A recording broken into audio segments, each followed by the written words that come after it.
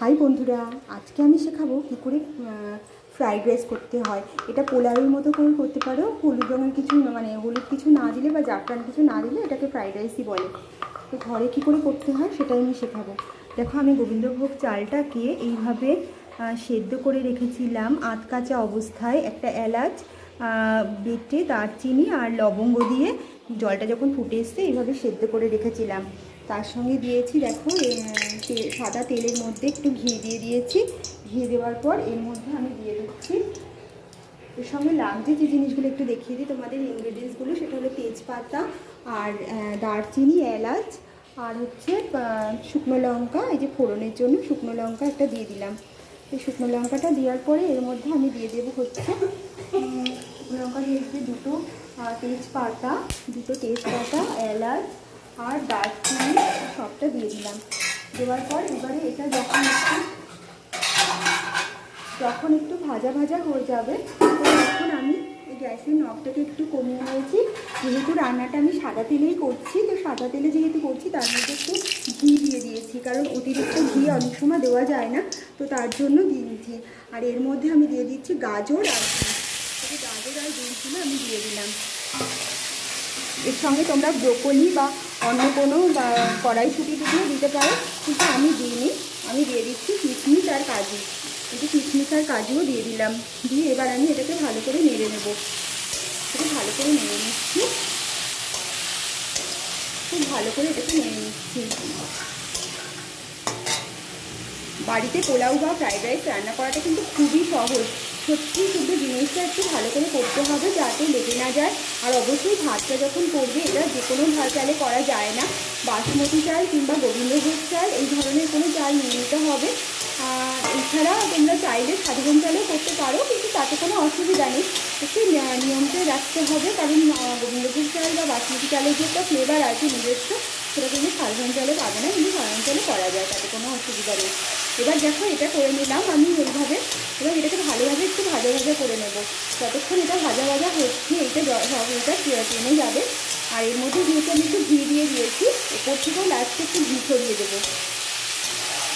তো বাড়িতে অনেক সময় বিভিন্ন রকমের অপশন থাকে, আর সবসময় বাইরে খাওয়ার ইচ্ছাও করে না। আর যেহেতু এখন একটু গরমের সিজন পড়ে গেছে, তো আস্তে আস্তে বাইরের খাওয়ারটা খুব একটা পছন্দও হয় না, খেতেও সত্যি কথা বলতে কি ইচ্ছা করে না। তো তখন ঘরের খাবারটাই বেশি ভালো লাগে। তো ঘরেই যাতে বাইরের খাবারের টেস্ট পাওয়া যায়, তার জন্যই এই সমস্ত আয়োজন করতে হয়। আর দেখো, এই জন্য আমি এইভাবে করে নিয়েছি, একদম যে খুব ভালোভাবে যেন এইভাবে ভাজাটা হয়ে যায়।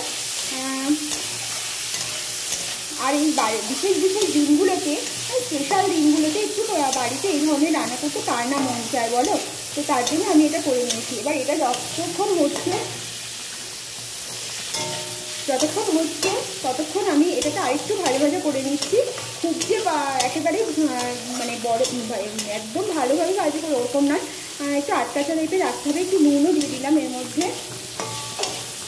নুনটা একটু সামান্য পরিমাণেই দেবে, কারণ এটার সঙ্গে যেহেতু অন্যান্য জিনিস দিয়ে আমরা খাই, যে ধরনের জিনিস খাবো, অনেকে কষা মাংস দিয়ে বা মাছ ভাপা দিয়ে, পনির দিয়ে, অনেক কিছু দিয়ে এটা খাওয়া যায়।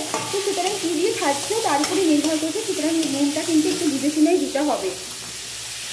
এবার এটা দেওয়া হয়ে গেল, যখন এটা দেওয়া হয়ে গেলে তখন ভাই তাড়াতাড়ি ওই বুঝিস কেন। তো যখন এটা ভাজা ভাজা হচ্ছে তখন এটার মধ্যে দিয়ে আমি আস্তে আস্তে এবারে চালগুলোকে দিয়ে দিচ্ছি। তো এইভাবে চালগুলোকে দিয়ে দিচ্ছি।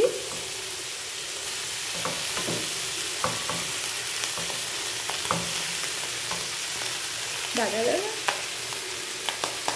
পরে পরে পরে দেখি দেখি হাতটা এটা সরা। তো যেভাবে যখন দিচ্ছি তখন এইভাবে আমি একটু একটু করে নাড়িয়েও নিচ্ছি, তাহলে এইভাবে দিলে জিনিসটা লেগে যাবে না। আর উপর দিয়ে দেখো ভাতটা ছড়াতে থাকছি, আর একদিক দিয়ে নাড়তে থাকছি। এই সময় আমি আঁচটা একদম লোতে করে দিচ্ছি। দেখি দেখি একটু সরা, একটু নেড়ে নিই। একদম লোতে করে দিয়েছি।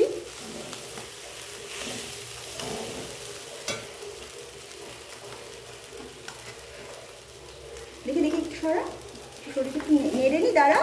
আরে বাবা, একটু নেড়ে নি, তারপর এইভাবে একদম লোতে করে দিয়েছি।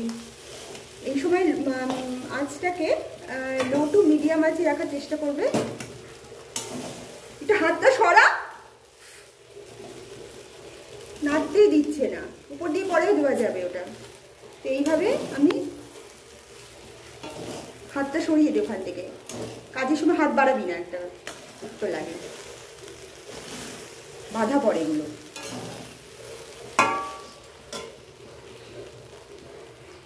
এগুলো তোল, হাড়ির মধ্যে যেগুলো আছে সেগুলো তোল, তুলে একবারে দিয়ে দে। কাজ করছে মাঝখান দিয়ে বাধা ফেলছে।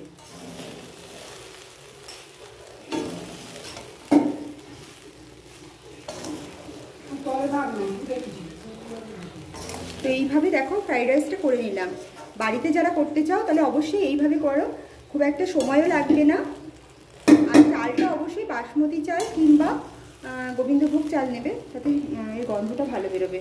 দিয়ে দিই, বাকি যে ভাতটুকু আছে সেটুকু আমি দিয়ে দিলাম। ওইভাবে হাত দিয়ে দিতে হয়, ওটা সব চামচে দিয়ে হয় না। শক্ত শক্ত কি হয়েছে, হাত দিয়ে দিলেই তো বেরিয়ে যায়। চামচে দিয়ে খুঁতখুত খুঁতখুত করছে, সবকিছু চামচাতে দিয়ে হয়।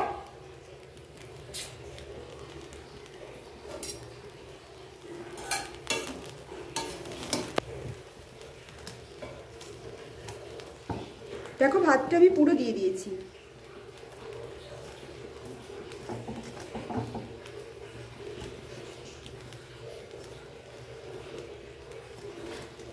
সর, সরিয়ে দে, সরিয়ে দে, সরা এখান থেকে, আর সামনে আনবি না এখন, লাস্টে দিয়ে।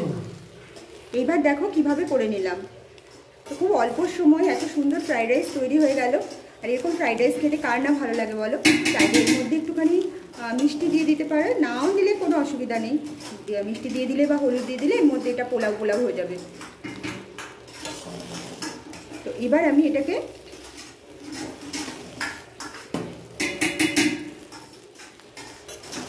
একদম এইভাবে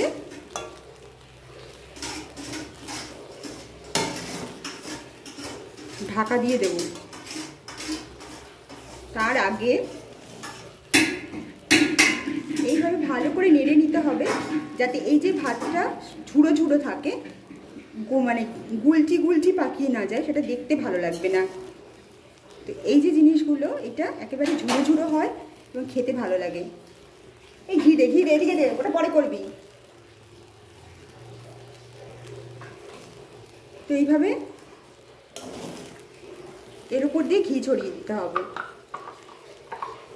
ঠিক আছে, আর না না না, ঘি ছড়িয়ে দিলাম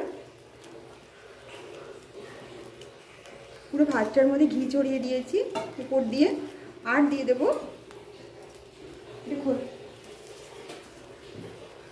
ঘি ছড়িয়ে দেওয়ার পর এইবার আমি একটুখানি আঁচটা বাড়িয়ে দিচ্ছি। এবার মশলাটা ছড়িয়ে দিচ্ছি, আর না না না, এবার উপর দিয়ে এই মশলাটা আমি ছড়িয়ে দিলাম।